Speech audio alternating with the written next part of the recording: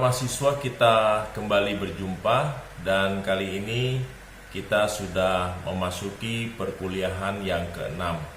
Setelah kita membahas 5 materi terdahulu, maka mulai materi pertemuan ke-6 sampai dengan pertemuan ke-11 kita akan membahas satu persatu mengenai agama utama yang ada di Indonesia.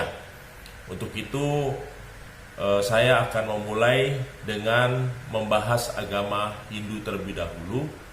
Sebagaimana saudara ketahui bahwa agama Hindu adalah agama tertua di dunia yang keberadaannya berdiri tahun 3000 sebelum Masehi dan masuk ke Indonesia itu pada abad pertama. Dan saudara tahu bahwa kerajaan Majapahit ataupun kerajaan Kutai itu adalah kerajaan Hindu yang ada di Indonesia. Nah, saudara-saudara, untuk itu saya ingin menjelaskan mengenai agama Hindu terlebih dahulu.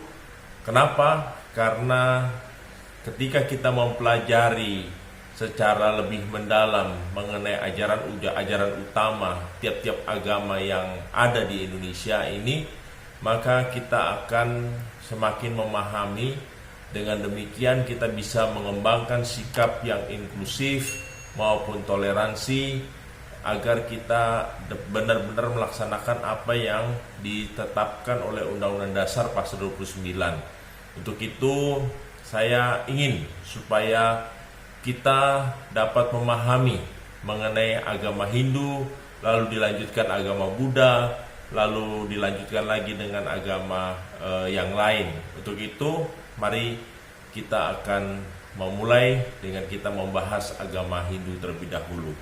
Nah, saudara, Max Muller, dia berkata begini, jika saya ditanya di bawah langit, manakah pikiran manusia telah merenungkan masalah-masalah terbesar dalam kehidupan ini secara sangat mendalam dan telah menemukan jawaban yang pantas diperhatikan mengenai beberapa masalah terbesar tersebut bahkan oleh mereka yang telah mempelajari Plato dan Kant, saya harus menuju ke India.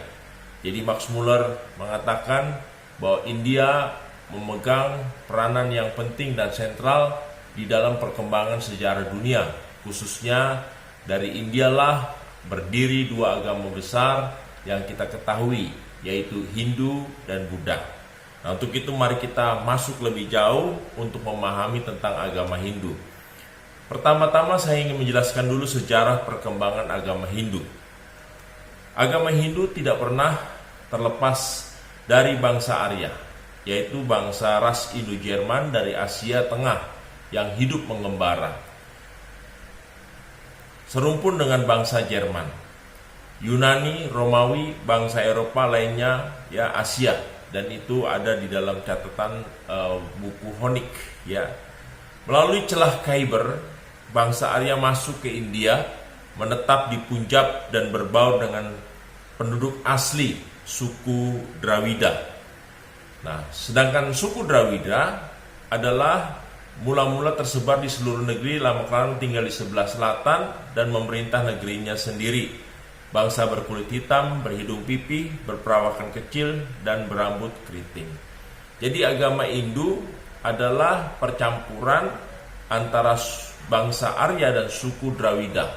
Bangsa Arya yaitu bangsa yang berasal dari Eropa, sedangkan suku Dravida adalah suku asli yang ada di India.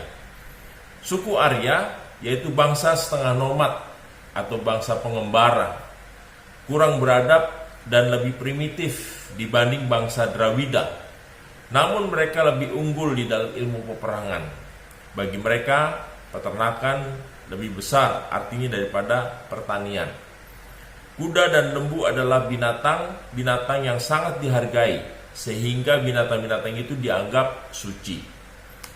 Setelah penggalian beberapa bukti sejarah ditemukan bahwa bermacam-macam unsur di dalam kebudayaan India berasal dari kebudayaan Dravida tua. Jadi Drawida sangat berperan penting karena banyak budaya-budaya India itu dilatar belakangi oleh budaya Drawida tua. Contohnya atau misalnya patung-patung dewa ciri suku Drawida. Sebelumnya bangsa Arya belum mempunyai patung dewa khas agama Hindu. Pengakuan adanya dewa-dewa induk, gejala pra-Arya. Namun, tulisan-tulisan Hinduistis yang tertua sangat dipengaruhi oleh unsur-unsur Arya. Agama bangsa Arya dikenal dari kitab-kitab mengenai agamanya, yakni kitab-kitab Weda, artinya tahu. Weda itu artinya tahu. Sebab itu, masa tertua dari agama Hindu disebut masa Weda. Nah, saudara, pencampuran kebudayaan suku Arya dan suku Drawida menghasilkan kebudayaan Hindu. Jadi, Hindu merupakan percampuran kebudayaan dari suku Arya dan suku Drawida. Nah, saudara, mari kita melihat lebih jauh. Ada beberapa teori mengenai masuknya agama Hindu di Indonesia. Dan kita tahu bahwa agama Hindu masuk di Indonesia itu pada abad yang pertama. Ada beberapa teori. Pertama, teori Brahmana.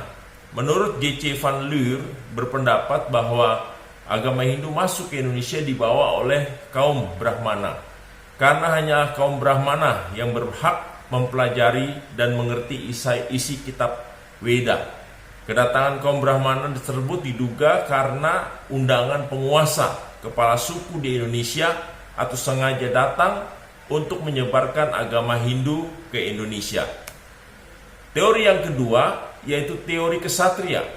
Teori kesatria menurut Profesor Dr. Insinyur J.L. Moons bahwa yang membawa agama Hindu ke Indonesia adalah kaum kesatria atau golongan prajurit karena adanya kekacauan politik peperangan di India pada abad ke-4 dan 5 Masehi, maka prajurit yang kalah perang terdesak menyingkir ke Indonesia. Bahkan diduga mendirikan kerajaan di Indonesia. Ya, bisa jadi itu kerajaan Kutai atau juga kerajaan Majapahit yang memang mereka berlatar belakang agama Hindu. Teori yang ketiga yaitu teori Waisa. Ini menurut pendapat Dr. N.J. Krom. Agama Hindu masuk ke Indonesia dibawa oleh kaum pedagang. Bahkan diduga ada yang menetap karena menikah dengan orang Indonesia. Ada juga teori yang keempat yaitu teori Sudra. Pendapat Bose dalam bukunya mengatakan bahwa agama Hindu masuk ke Indonesia dibawa masuk oleh golongan Sudra. Kedatangan mereka ke Indonesia untuk mengubah kehidupan karena di India mereka menjadi pekerja kasar sehingga mereka ingin memperbaiki kehidupan ekonomi mereka. Mereka keluar dari India dan akhirnya mereka sampai ke Indonesia. Dan teori yang kelima yaitu teori arus balik. Ini dikemukakan oleh F.D.K. Bos dalam bukunya. Hipotesis ini menekankan peranan bangsa Indonesia dalam proses penyebaran kebudayaan Hindu di Indonesia. Dan yang terakhir yaitu teori gabungan. Merupakan gabungan dari semua teori, baik teori 1, 2, 3, 4, dan 5, bertujuan menyebarkan agama Hindu ke Indonesia tanpa meninggalkan tugas masing-masing. Itu teori yang keenam. Nah, saudara, agama Hindu juga disebut dengan agama Weda. Agama Weda disebut juga sebagai agama alam, artinya di dalam mendekati dan menyelami hal kedewaan, agama itu sangat mengarah pandangannya kepada alam. Dewa bagi agama Weda yaitu berbagai dewa dianggap identik dengan gejala-gejala alam.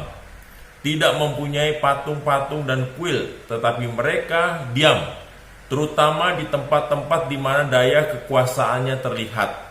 Kedewaan itu dirasakan dan dialami di dalam alam, juga di dalam tabiat manusia.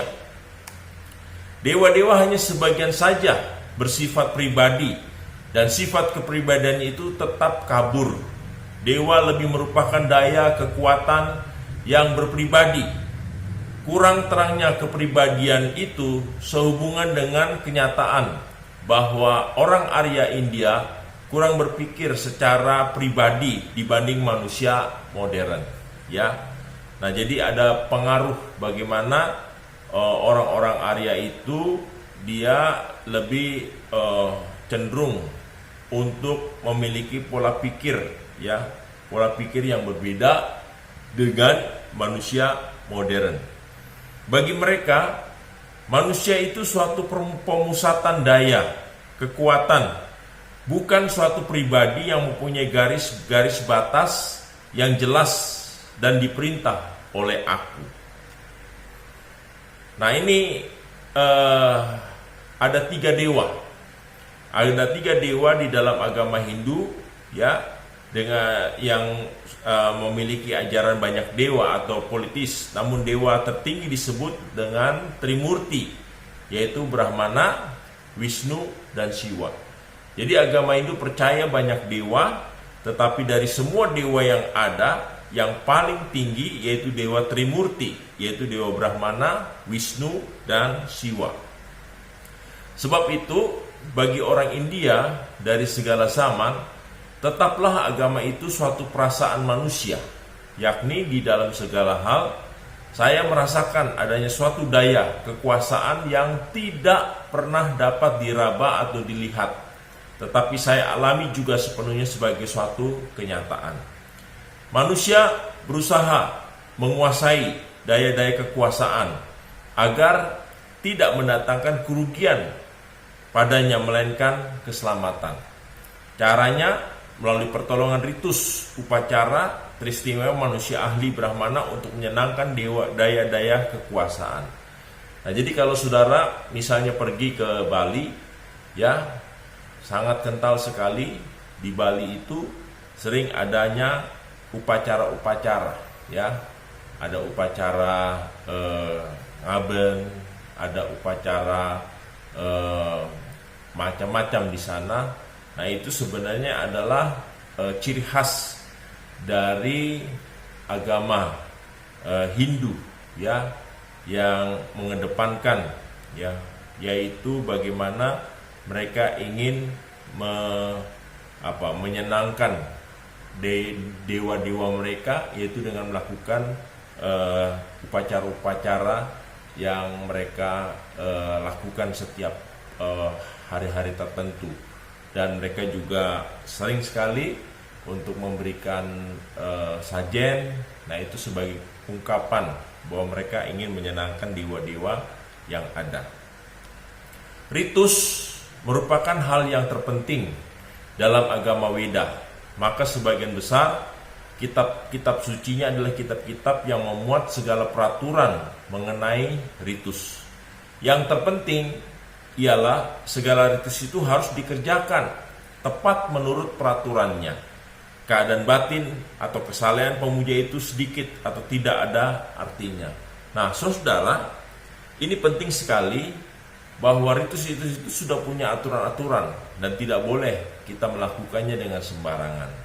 Sehingga karena yang diutamakan ritus atau upacara-upacara, kondisi batin atau kesalehan pemujaan itu sedikit atau tidaknya tidak ada artinya. Dan ini yang saudara bisa lihat, ya, bagaimana orang Buddha dia tidak merasa terganggu, ya, dengan situasi dan kondisi di lingkungan di mana mereka melakukan ritus, karena mereka fokus untuk melaksanakan ritus sesuai dengan tata cara yang mereka sudah buat. Jadi dalam agama Weda, orang tidak mengenal kesalehan dalam arti kata yang sebenarnya, dan juga tidak mengenal kesusilaan dalam arti kata yang sewajarnya. Nah, ini saudara perlu pahami dan perlu ketahui. Nanti di dalam diskusi kita akan menjelaskan ini lebih lanjut apa maksudnya, ya. Orang tidak mengenal kesalehan dalam arti kata yang sebenarnya, dan juga tidak mengenal kesusilaan dalam arti kata yang wajarnya. Nanti kita akan diskusikan di dalam interaksi kita melalui Google Meet ya, sehingga saudara akan lebih tahu. Saya hanya menyampaikan materi yang berkenaan dengan poin-poin yang penting. Selanjutnya saudara, bagi agama Hindu, dosa ialah sesuatu yang menyalahi tata tertib yang tetap dalam alam atau terganggunya ketertiban tetap yang ada dalam segala sesuatu. Ya, tata tertib dalam segala sesuatu disebut RTA. Ya, contoh praktis, satu kesalahan di dalam ritus. 2, melahirkan anak kembar. 3, perkawinan adik mendahului kakaknya. 4, mengucapkan sesuatu kebohongan. Nanti kita akan diskusikan dalam diskusi di Google Meet untuk kuliah kita yang ke-6 ini. Nah, dosa ini menyebabkan kesalahan atau noda, ya. Dosa enas semacam penularan. Pembersihan dari penularan dilakukan melalui berbagai ritus magis. RTA itu kelihatan setiap kali fajar menyingsing pada waktu matahari di langit dan pada mengalirnya sungai-sungai. RTA dijaga kelangsungannya di dalam persembahan-persembahan. Oleh karena itu ritus persembahan disebut dengan jalan RTA, ya. Tingkah laku manusia pun harus dikuasai oleh RTA, ya. Kitab suci agama Hindu adalah Weda. Kurang lebih ya 1200 sebelum Masehi, terdiri dari 4 bagian ya. Yaitu pertama Rigveda. Rigveda artinya memuji. Weda ini sebagian besar memuat pujian kepada dewa-dewa atau himn pada keramaian Soma dibacakan bagi para dewa. Yang bagian kedua yaitu Samaweda. Weda ini adalah suatu bunga rampai atau warna sari dari Rigveda tetapi diberi tanda-tanda musik. 3, Yajurveda. Weda ini tidak hanya memuat mantra-mantra bagi persembahan Soma, tetapi mantra-mantra bagi persembahan-persembahan kecil. Ya, catatan ketiga Weda ini sangat erat hubungannya yang disebut dengan Triwedi. Yang keempat yaitu Atharva Weda. Para Atharva Weda adalah suatu golongan pandita tersendiri. Terdapat juga hina dipakai pada persembahan Soma dan lain-lain, misalnya mantra bagi Megi yang diperbolehkan, ya. Catatan bahwa mantra untuk cinta seorang wanita yaitu sebagai penyembuh penyakit. Nah, kitab-kitab Brahmana dibuat karena kitab-kitab Weda sudah tidak dapat dimengerti lagi. Dibuat oleh para pendeta Brahmana untuk tafsiran-tafsiran kitab-kitab Weda yang disebut dengan kitab sutra, artinya kitab penuntun, dan kitab Dharma Sastra, yakni kitab-kitab hukum. Kitab-kitab Upanishad atau orang yang mengundurkan diri dalam rimba, ada kitab tersendiri yang disebut dengan kitab-kitab rimba. Kitab-kitab ini adalah ajaran rahasia bersifat mistik, magic, dan dianggap sebagai begitu berbahaya dan tabu. Sedangkan Upanishad merupakan bagian dari kitab-kitab rimba. Agama Hindu mengenai 4 kasta, yaitu yang pertama kasta Brahmana, yang kedua kasta Ksatria, yang keempat kasta Waisya, ya, yang ketiga kasta Waista, dan yang keempat adalah kasta Sudra. Demikian saudara pembahasan yang singkat mengenai agama Hindu. Semoga apa yang saya sampaikan di dalam kesempatan pertama dari 5 agama yang akan nanti kita bahas, kita bisa memahami lebih mendalam tentang agama Hindu. Semoga saudara semakin mengerti tentang agama Hindu. Saya berharap saudara tetap mengikuti pembahasan-pembahasan yang ada. Terima kasih.